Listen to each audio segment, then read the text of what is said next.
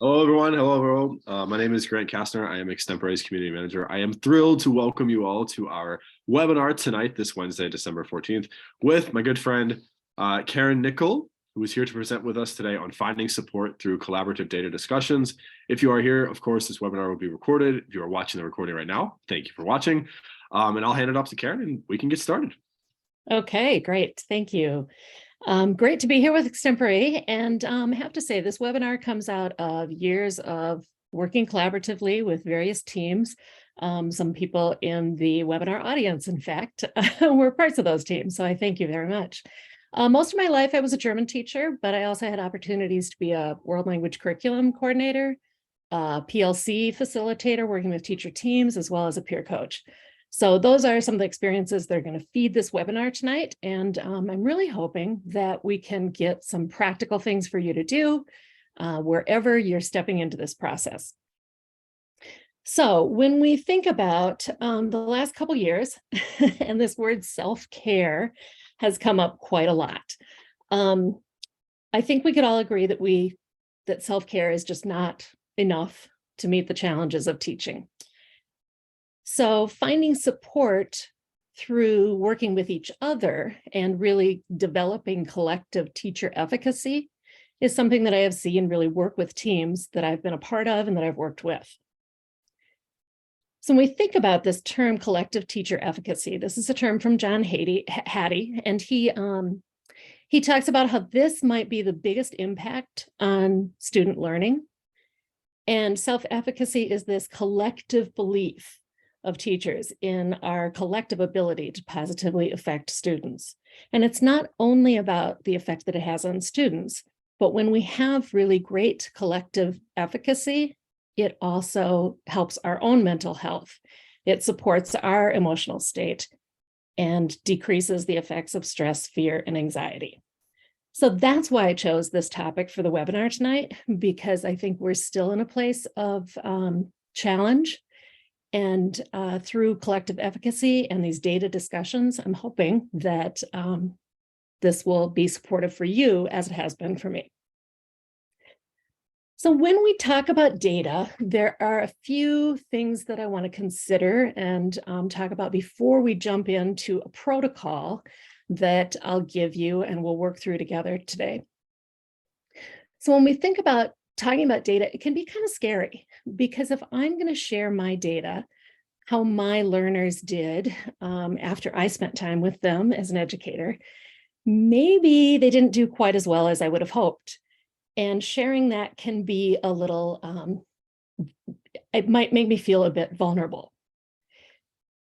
So when we think about data, we also need to think about our vulnerabilities and then the use of protocols and what that can do for us. So in order for me to be vulnerable with my teammates, it's super helpful for me to have a protocol. I know that then we have a shared understanding of what to expect, and we're working within that protocol. So these things from Lipton and Wellman are some things that have been beneficial for me and my teams as we work together. So I want you just to think about these four, and I'm going to ask you after I go over them, which one do you think is going to be the most important for you working with teams that you work with? So is it being able to suspend judgment? Is it number two, creating time and space for thinking?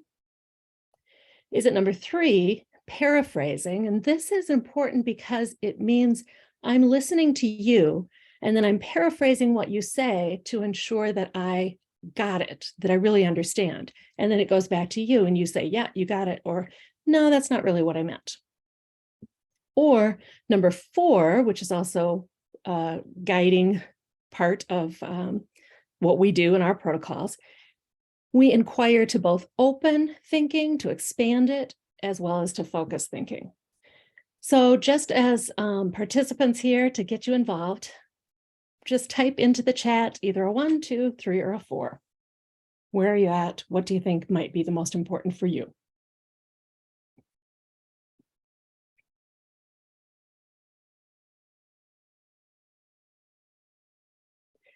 We're going to have time to enter a number of different things in the chat as we go along. And it's going to be a little bit strange, perhaps, in this setting, because we don't really share data. So we're not going to be involved in a data-driven dialogue or a data discussion, but I'm going to try to simulate that as best I can when we're coming from all these different places, okay?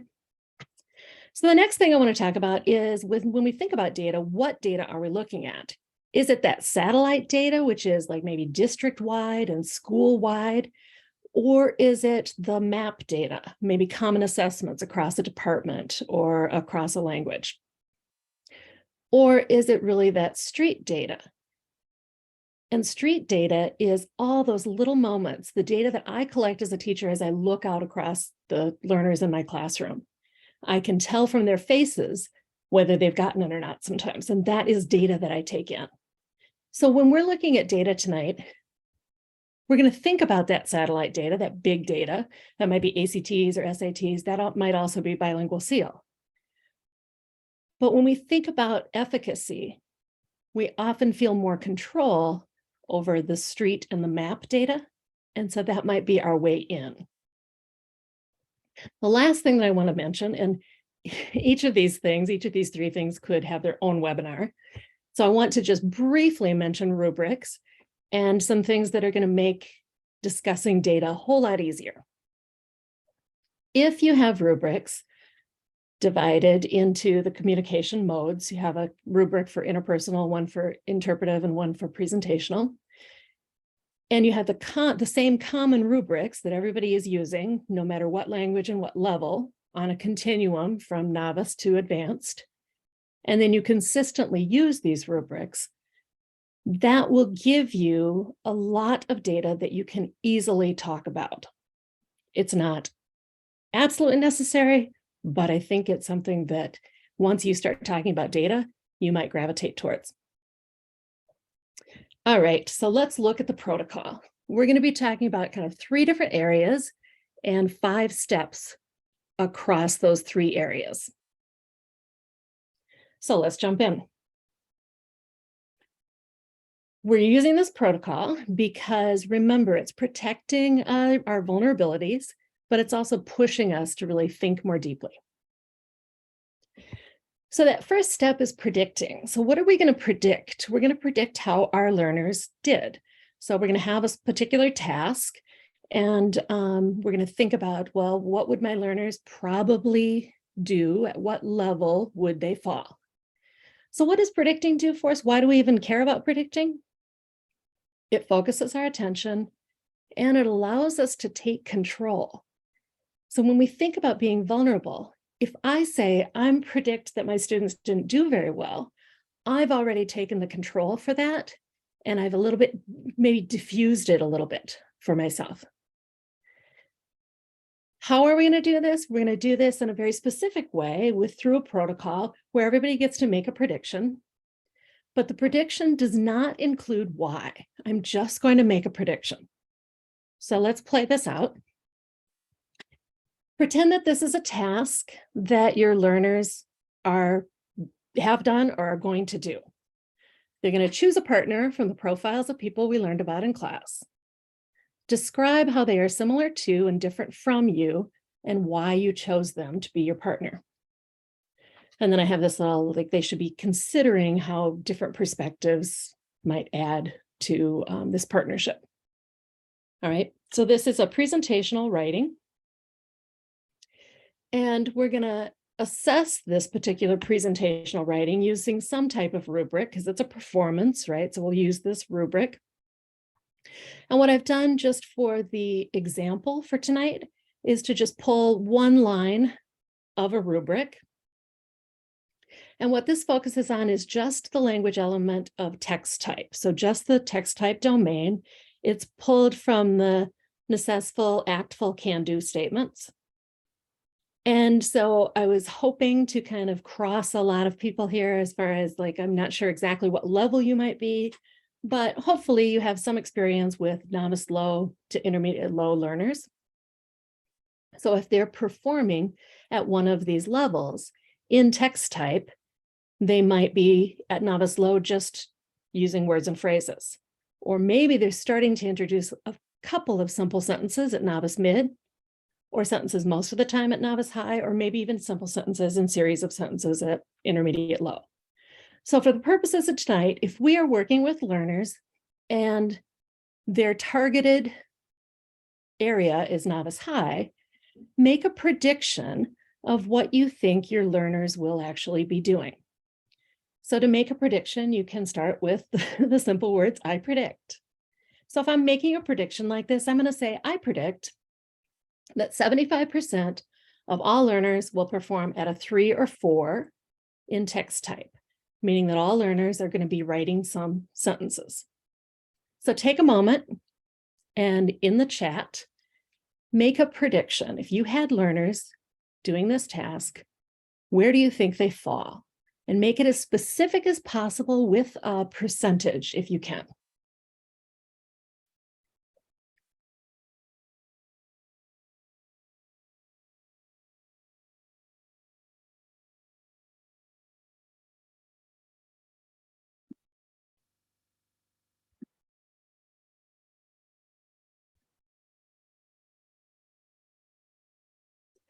Now, whatever you've predicted, remember it, because you're going to come back to that and you're kind of going to work through, we're working on this together, but we're really imagining yourself talking to your own colleagues in your own team all the way through this, okay?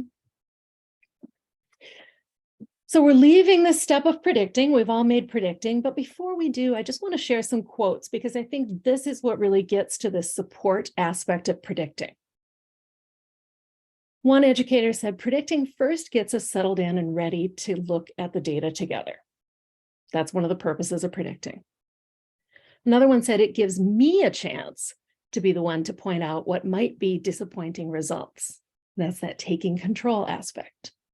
And I like this third little quote here. I realize that others don't always know either. We're in this together. And that's that value of teamwork.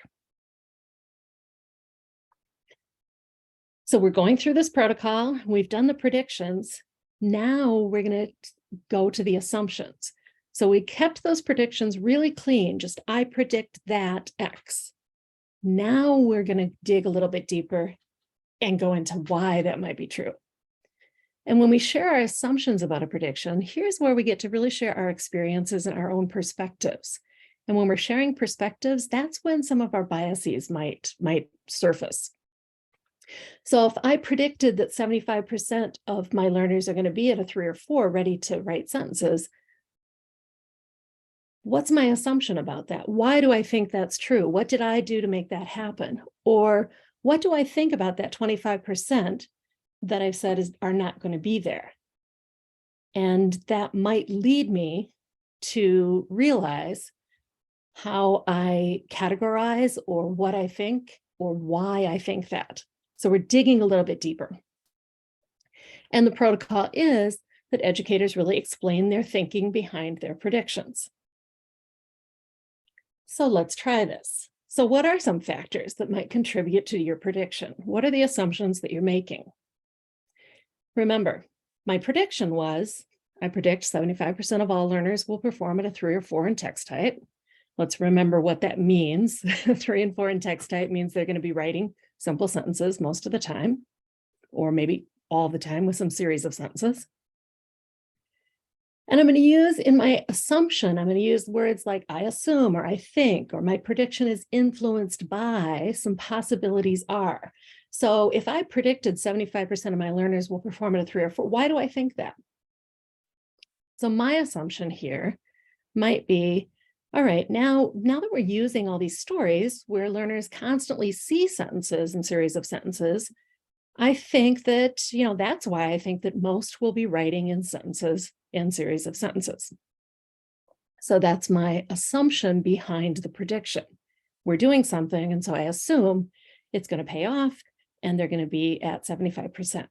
So think about the prediction you made and take a moment and type into the chat an assumption about it. Why do you think that? What's your thinking behind it? And I don't have access to the chat, but I want to just give you a moment to type that in.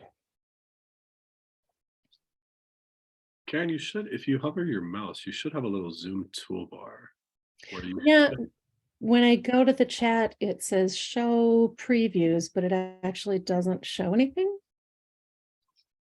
That's odd. Yeah, Well, I can read some responses. How's that sound? okay, yeah, that would be good. Okay. So as they come in, I personally, put my camera on. Sure. I said that I think our predictions come from what we have seen from our students do on previous occasions. Mhm. Great assumption.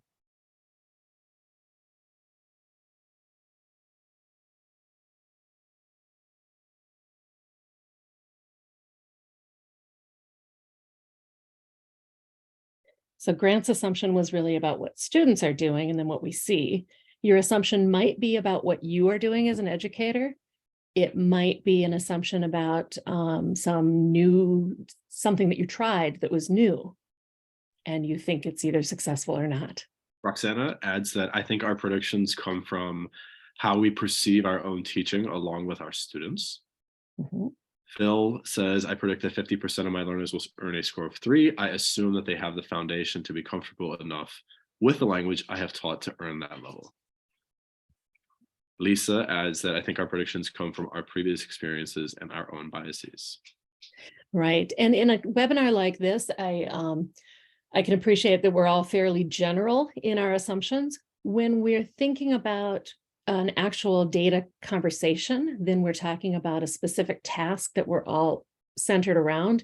And that's when we can make maybe more specific assumptions, like this assumption of using stories. All right, so we're going to move on to get through this protocol. So thinking about assumptions, I want to just share one quote before we leave this assumption step.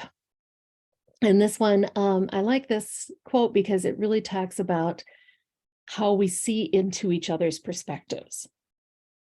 I dig into assumptions to uncover my own perspectives. We all do. And then we come together and then we come to understand each other better. Like, what is that teacher thinking that is motivating them to make that choice? I may not agree, but I get them now. So it's a way, maybe you've always wondered, why does that teacher keep doing that? But there may be an assumption that that teacher is making that causes them to make those choices. And we don't have to agree, but to understand each other goes a long way in being able to support each other. So we've surfaced experiences and expectations. So now we're going to look at the data. And why do we look at the data? Well, that may seem like a no-brainer, but it's so that we can see more and so that we can notice more. And we're actually confirming or challenging our predictions and maybe our assumptions as well. Now, at each of these steps, we would spend much longer on this and really dig deeper and take the time. There may be more than one prediction, more than one assumption, certainly lots of different observations that we're making. And with this protocol, we want to, again, steer clear of going straight to the reasons or making conclusions as to why. We just want to look at the observations. We just want to look at the data and observe it. So if this is the data that came out of this task, so learners wrote about choosing a partner, and some of them used memorized words and phrases, some of them used sentences most of the time, some series of sentences. You can see that there were 3 teachers involved in this conversation, teacher A, B, and C. And you might choose to look at your data, first of all, just like this, or you might put names to the teachers right away. But you can see that teacher A, 5 of their students were at intermediate low, performing at intermediate low on this particular task, 5 at novice high, 20 at novice mid, and 5 were performing at novice low with just memorized words or phrases. So now if we think about that prediction of 75% of students will reach a 3 or a 4, we might want to look at the data and observe it a little bit differently. So we could make a chart and say, okay, well, what percentage of students were at a 3 and a 4? So you can see that Teacher C was the only one that had their students at a 3 or a 4. And we also want to really always include the data for all of us collectively, because they're all of our students, no matter what language or level they're at. We share the students. And I like to think of this not only in our own school or district, but everywhere. So when we're looking at this, we come up with as many kind of data points as possible. So some of the conversation might be us looking at this, and then someone says, hey, the data shows that 80% of learners in teacher C's classes performed at a 3 or 4. Somebody else might look at this data and they are saying, okay, well, wait, teacher A has 35 students, B has 30, and C has 25. So that's another point of data. Now that might be leaning toward a reason for the data being what it is, but we're not going to go there right now. We're just looking at the points of data.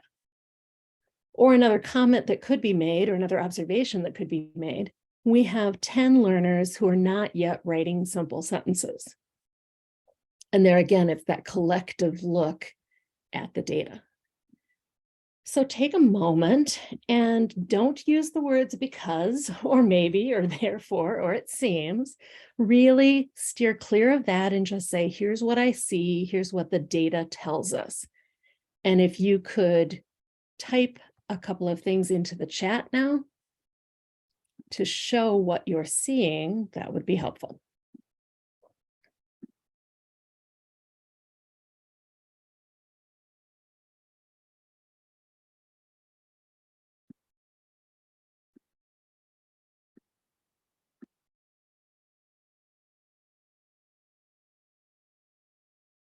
And for some reason, I still can't open this chat, Grant. So if there are any that you want to share. I am a proud lector and I can read what people say. Thank you.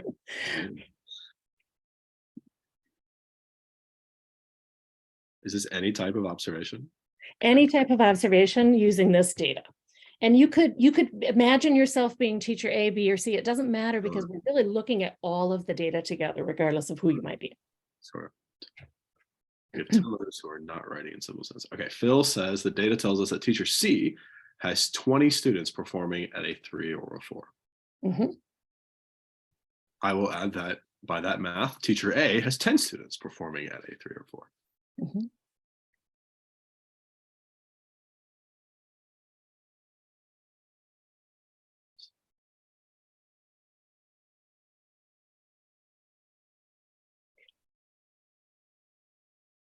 In groups I've been in, it has been really interesting how the longer we sit with the data, the more it seems to show. Sometimes it's the very first thing we looked at that's the most important to us, but sometimes it isn't. Lisa adds that the majority of students are getting 3s and 4s. Mm-hmm. Callie did some slick math and tells us that 29% of teacher A students are performing with a 3 or a 4. Mm-hmm.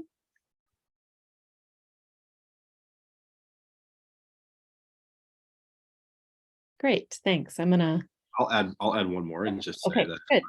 This nearly every student is at novice, mid, or higher. Mm-hmm. A little bit short. Right.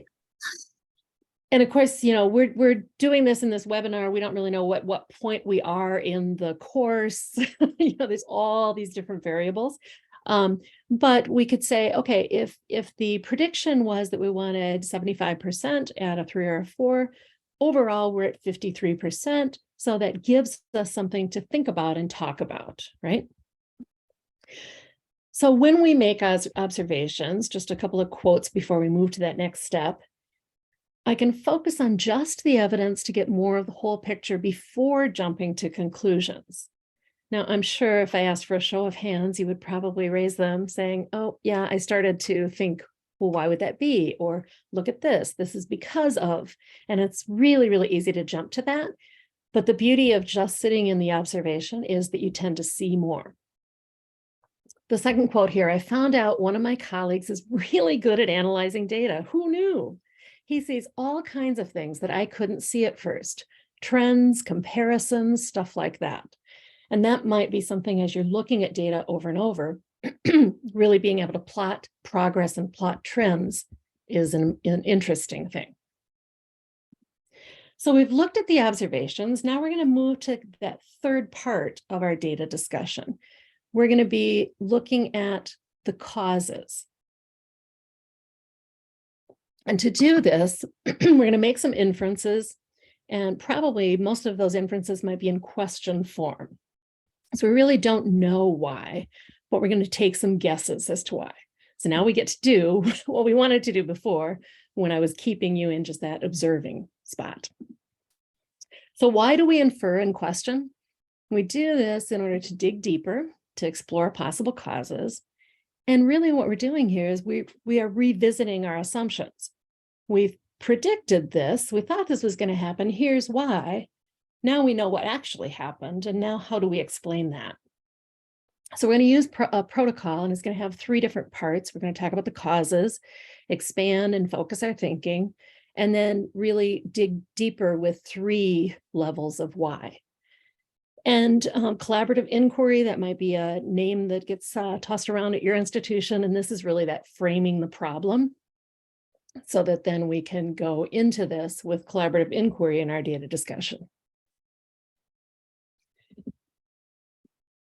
So when we think about causes, Lipton and Wellman actually came up with these 5 possible causes. Could be the curriculum, could be the infrastructure, like the scheduling, or how many students are in a class, or, does this class meet right after lunch? Could be the learners themselves. If the class does meet right after lunch, how are they able to handle learning at that moment in time? But those top 3, when we think about those as educators, we don't always feel like we have a whole lot of control over those. We might have some impact at moments, but the things that we most control are the teachers, ourselves, our knowledge, and our skills, as well as the instruction. How are we choosing to instruct? What methods are we using? What strategies are we using? How are we delivering that instruction? So if we're thinking about collective efficacy, we certainly can start with teachers and instruction in some of our inferences. To make an inference, we can either expand our thinking. Whose perspective might we not have yet?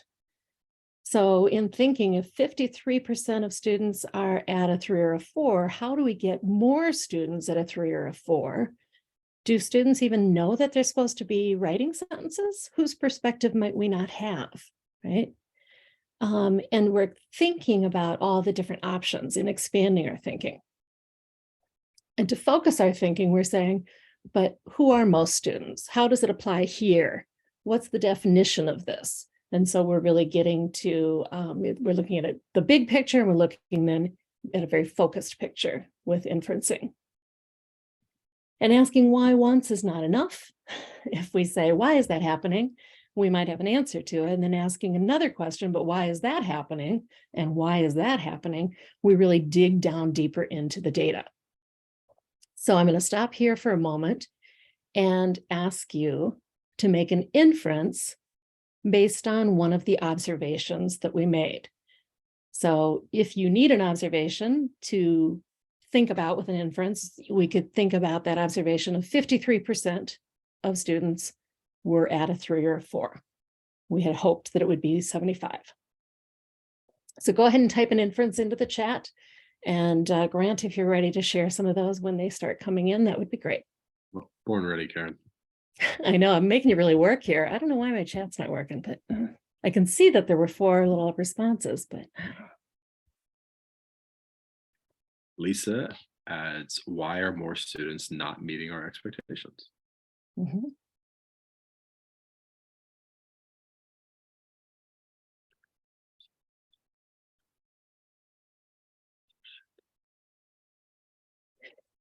And I would say that's a great question to start with the first why, and then maybe the second why would be, is it something with our strategies of instruction? Is it something with, then we can start looking at actual things that are happening.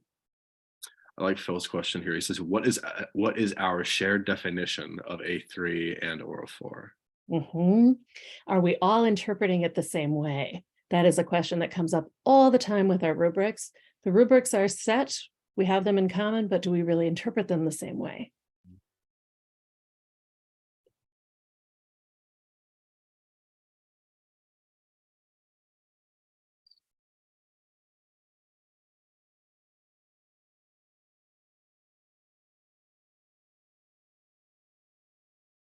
And normally a group would continue to inference for a while, and then maybe we would narrow the inferences, all the inferences that have come in, to ones that maybe overlap or something that we're all kind of thinking that we really want to focus on.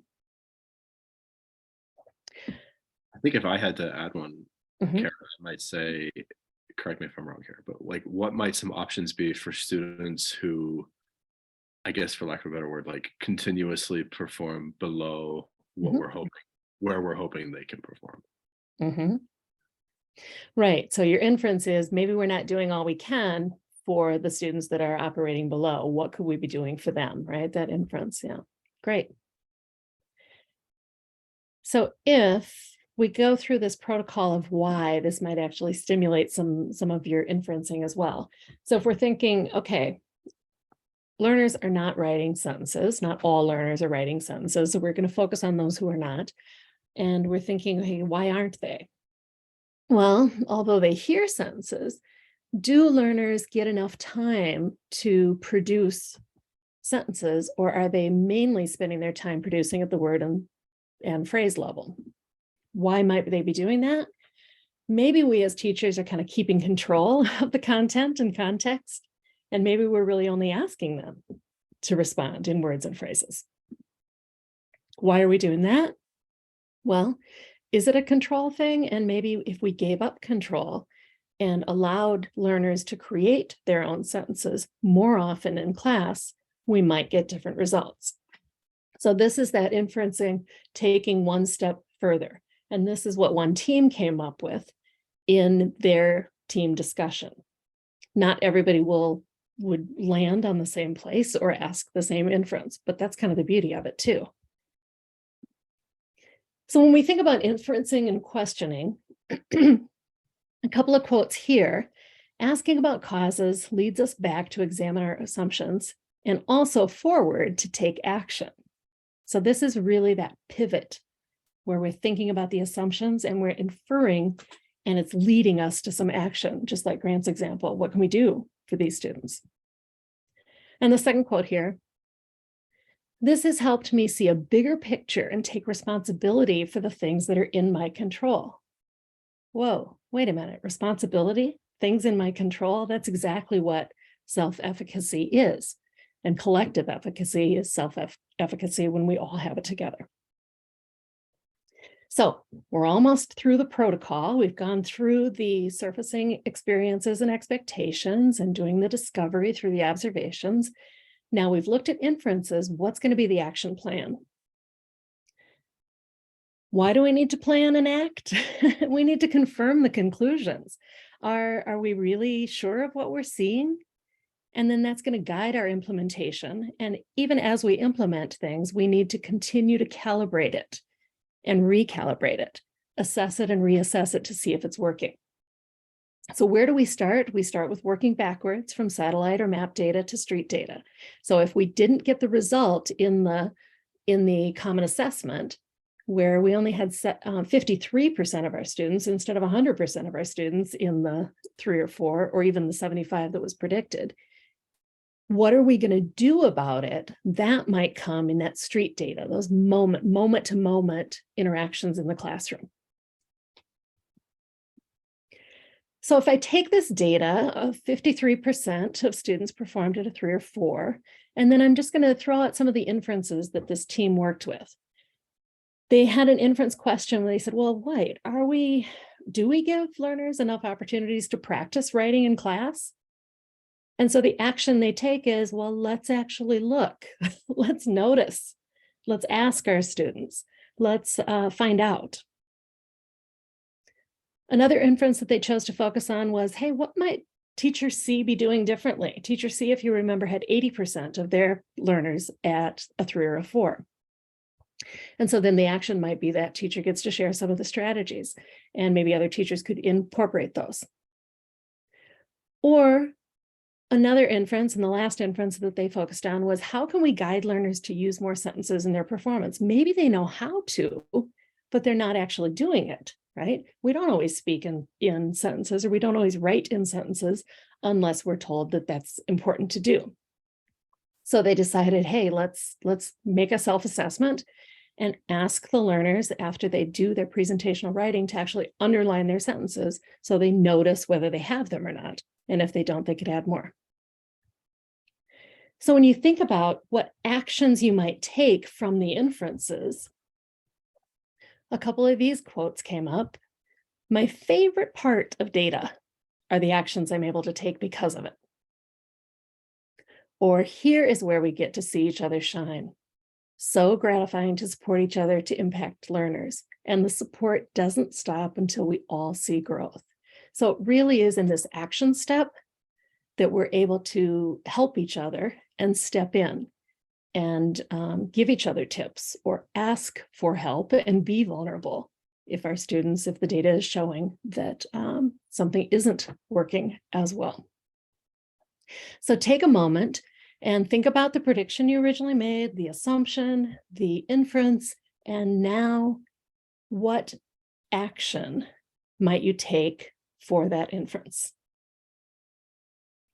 And go ahead and type it into the chat. This will be the final part of the protocol that you have to type in. Get to type in, excuse me.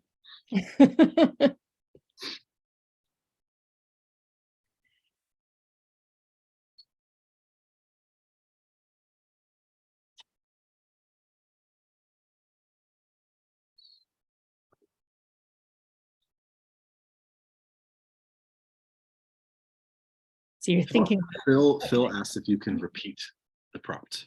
Sure. So you are going to make a plan now. What are you going to do? So if your inference was that that your students weren't where you wanted them to be, then what might you do to get them there?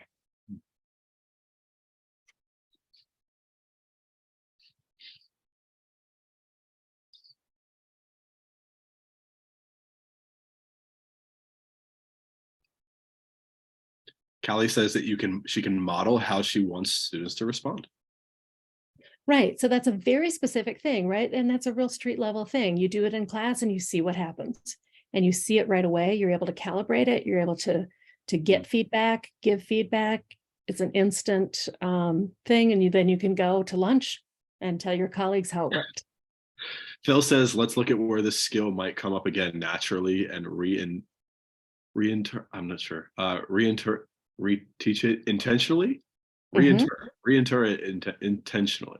Lisa adds, I will make sure, re-enter. I will make sure my students are writing complete sentences in their formatives. I will teach them that the text type skills to build elaboration. Callie says, I can ask to observe my colleague teachers see. Ooh, fantastic. I think I would add, just if you're planning assessing a certain way, give your students plenty of practice and opportunities to use the language that certain way so that they're not, surprised by it and they have the skills beforehand. That's great. So what I heard was all kinds of different kinds of action. I heard action in the curriculum, what we're actually doing. I've heard actions in the strategies that we're using. I also heard actions in the teachers and the skills that we have, right? So that's a lot of different actions. That's great. So we've gone through these steps, and I just want to reiterate these in a way so that you have this in a solid way. So to summarize, if we had a prediction of 75% of learners will be performing at a 3 or 4 writing sentences, and we're assuming that they're going to be able to do this because they see and hear sentences all the time. Our observation was that only 53% of learners are performing that at that level. And so our inference questions were, are we doing something that's keeping them at the word or phrase level? And could learners do this if they were more aware of it? So then in our planning, we can we can notice things, right? We can ask our students, that's always a novel idea. And then we can plan, we can get more strategies, we can incorporate a self-assessment, we can act on it by implementing the strategies, having the learners self-assess, and then we calibrate and check it all along the way.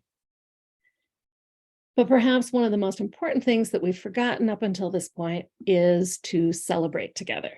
And this does not mean that we have to wait until the end of a cycle or until we get results or positive results from every single learner. It means that we celebrate everything we can along the way. Maybe we celebrate the 80% of the teacher. Maybe we celebrate one student that made it from novice low to novice mid, because we all know about that because we've had these data conversations and we're all in it together. So everything is worth celebrating. And that's a really important aspect of the teamwork. So when you think about this whole idea of support and self-efficacy, I like this quote because we have collectively, we have a lot more power, I think, than we give ourselves credit for. So this quote, "We are stronger together. Together we can confront administration when needed. We can better communicate with parents, meet our kids' needs, make real changes, and get things done. I'm still not sure about alone, but we can do and even thrive in this job together." If that's not collective efficacy, I don't know what is. So this is why I feel like talking about data really is a support. And yeah, I don't know if I would have made it through my career if it hadn't been for my colleagues and the way we could support each other. Yes, personally, but when we support each other professionally, it takes on a whole new meaning. So when we think about what are your next steps going to be, you might be ready to say, hey, this is a great protocol. I'm going to implement it tomorrow. If that fits with your teaming, go for it. Or you may be at that stage where, okay, I think maybe as a team, we could just investigate what is collective efficacy and start talking about that, start a conversation there. Maybe you need a team, so you need to build that network. Or maybe it's introducing protocols into your meeting so that you can work on being a little bit more vulnerable and safe at the same time with each other. Or starting with one common skill, sharing data for that one skill, or one common need and sharing resources. Maybe you're at a place where you don't really have common rubrics or you're not interpreting them the same way. And that would be a great entry point for you right now. Or like I said, implement data discussions. Go for it. I put a lot of resources and further reading on this last slide here so that you could think a little bit more about collective efficacy and protocols and how they work with using data and discussing data. I think Grant has a feedback form, but first, if you have any questions, I'm happy to attempt to answer them or open up the floor. We can team this one too, and collectively, we'll practice our own collective efficacy here and see if we can come up with some answers for any questions you have. Well, Karen, thank you so much on behalf of everybody at Extempore, and I'm sure all of our audience members. It's a pleasure. I learned a lot personally. It was pretty cool to see. It's not something I've really been able to do a lot when I was teaching. Unfortunately, I'm not teaching anymore.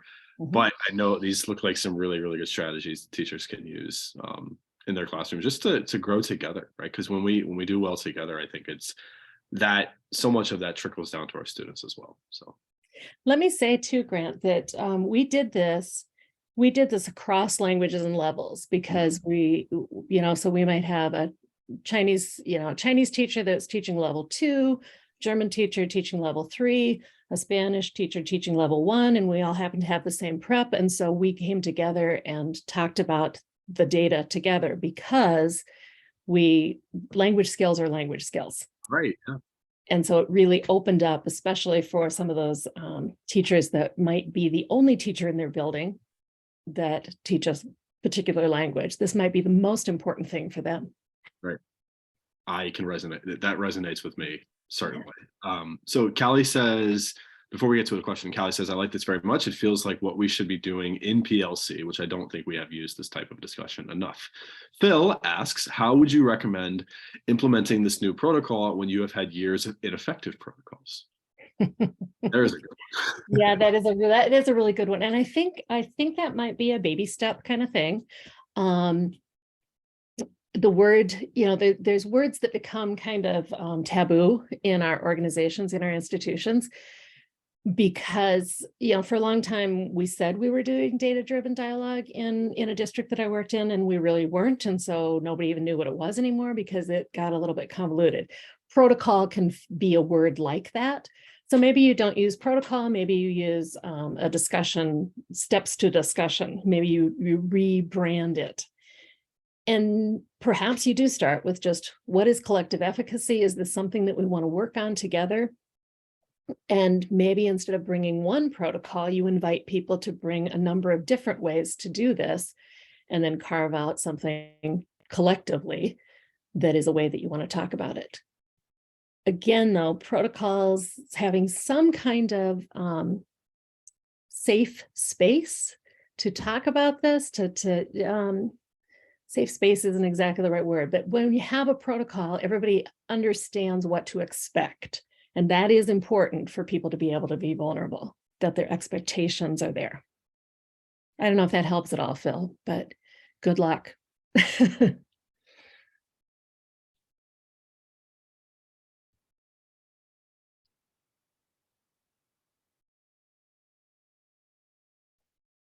Phil says, thank you. Lisa adds on, setting norms helps a lot. Right. And those 4 things, like listening without judgment, those could be norms. The hardest thing about norms are having a norm for when people break the norms.